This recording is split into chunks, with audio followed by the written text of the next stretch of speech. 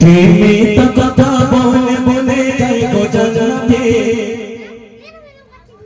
কে মিথ্যা কথা বলে বলে যায় গো জান্নাতে, সে আর কেহ না তোমারি মা যাবে জান্নাতে। তাহলে মা কেন জান্নাতে যাবে? মিথ্যা কথা বলে বলে বলে। এটা তো আমরা হতে পারতাম, আমরা ছেলে আমরা তো হতে পারতাম যে আমরা শুধু মিথ্যা কথা বলে জান্নাতে চলে যাব। কিন্তু বলছে মা দুনিয়ার বুকে মিথ্যা কথা বলে বলে সে জান্নাতে যাবে। কেন সে জান্নাতে যাবে? কাজ করতে হবে, জান্নাতে যাবে। কেমন কাজ করে? দেখে খুব সুন্দর ছন্দের মাধ্যমে শুনবেন।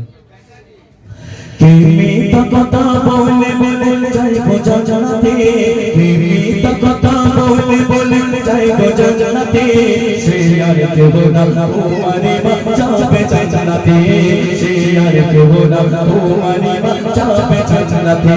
যার মিথ্যা কথা আল্লাহ তাআলা দেয় ক্ষমা করে, যার মিথ্যা কথা আল্লাহ তাআলা দেয় ক্ষমা করে, সে আর কেহ না তোমারি মা যাবে জান্নাতে, সে আর কেহ না তোমারি মা যাবে জান্নাতে। আল্লাহ তাআলা মিথ্যা কথাকে ক্ষমা করে দিচ্ছে। কেমন মিথ্যা কথা, কেমন কথা? সেই কথা আল্লাহ পাক সবকিছু তাকে ঠিকঠাক করে দিচ্ছে। তার সেই যে মিথ্যা কথা তিনি যে বলছেন সেই মিথ্যা কথাকে তিনি মাফ করে দিচ্ছেন। কোন কোন মিথ্যা কথা?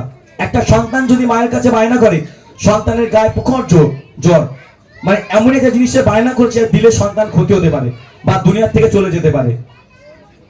আর যখন সন্তানের যখন জ্বর হয়, সন্তান একটু বাহানা করে কিন্তু আইসক্রিম খাবো মা, সেই মাকে দেবে টাকা থাকার সত্ত্বেও বলে বেটা আমার কাছে টাকা নাই। ঠিক না ভুল? কারণ দিলে আমার সন্তানটার ক্ষতি হতে পারে। এইরকম মিথ্যা কথা বলে বলে মা জান্নাতে যাবে। কবিতা সুন্দর ছন্দের মাধ্যমে লিখতে শুনবেন।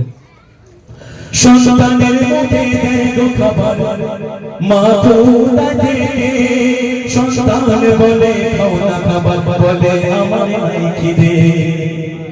খাবার আছে অল্প বাড়িতে, যেটা খেলে সন্তানের পেট ভরবে, কিন্তু সেই মা তিনি তো খেতে পারতেন, তিনি সন্তানের জন্য রেখে সন্তানকে তুমি খেয়ে নাও বাবা, আমার কোনো খিদে নেই। এটা কিন্তু মায়ের পেটে খিদে।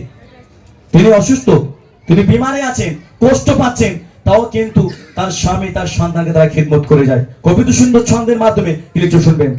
সন্তানের মুখে দেয় গো খাবার, মা খোদা দেখে, সন্তান বলে খাও না খাবার, বলে আমার নাই খিদে, সন্তান বলে খাও না খাবার, বলে আমার নাই খিদে। যার মিথ্যা কথা আল্লাহ তাআলা দেয় ক্ষমা করে, যার মিথ্যা কথা আল্লাহ তাআলা দেয় ক্ষমা করে, সে আর কেহ না তোমারি মা যাবে জান্নাতে, সে আর কেহ না তোমারি মা যাবে জান্নাতে। তারপরে ছন্দে শুনবেন।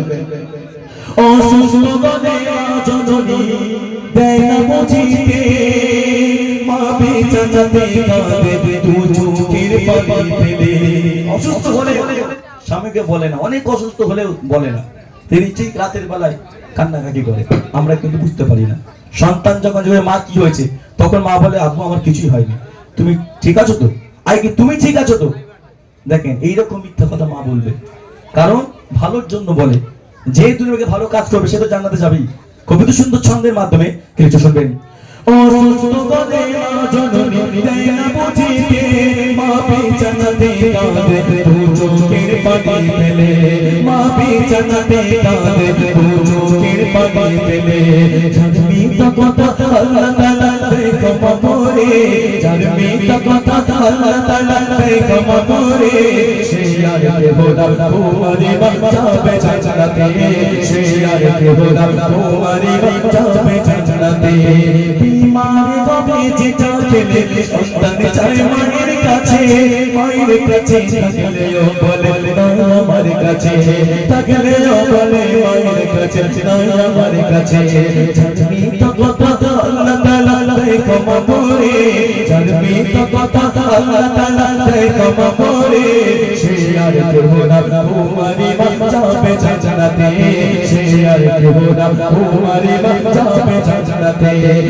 মিথ্যা কথা বলে বলে যায় গো জান্নাতে, মিথ্যা কথা বলে বলে যায় গো জান্নাতে, সে আর কেহ না তোমারি মা যাবে জান্নাতে, সে আর কেহ না তোমারি মা যাবে জান্নাতে।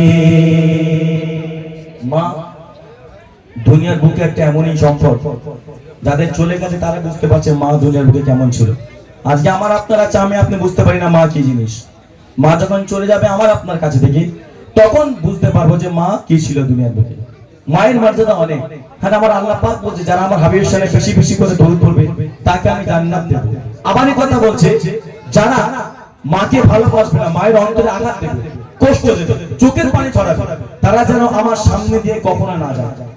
তাহলে আমার আল্লাহ এই কথা যদি বলে থাকে, আমার তোমার সেই সন্তান জান্নাতে যেতে পারবে না। তিনি বলেই দিচ্ছেন পরিষ্কার যে সন্তান তার মায়ের চোখের পানি ছড়াবে, অন্তরে আঘাত করবে, সেজন্য আমার সামনে দিয়ে কখনো না যায়। যার সময় কাল কিয়ামত হাসরে আমি আপনি পাবো, তাকে তো বলবেন আল্লাহ পাক যে তুমি চলে যাও জান্নাতে। মিজানের পাশে দাঁড়িয়ে দাঁড়িয়ে তিনি কাঁদতে থাকবেন, সুপারিশ করবেন আমার আপনার জন্য। সেই নবী কিন্তু চলে যেতে পারতেন জান্নাতে, তিনি বলবেন আমি আমার উম্মতি ছাড়া এক পাও আমি জান্নাতে আমি দেব না। দেখেন সেই নবীর উম্মত আজকে। তো নবী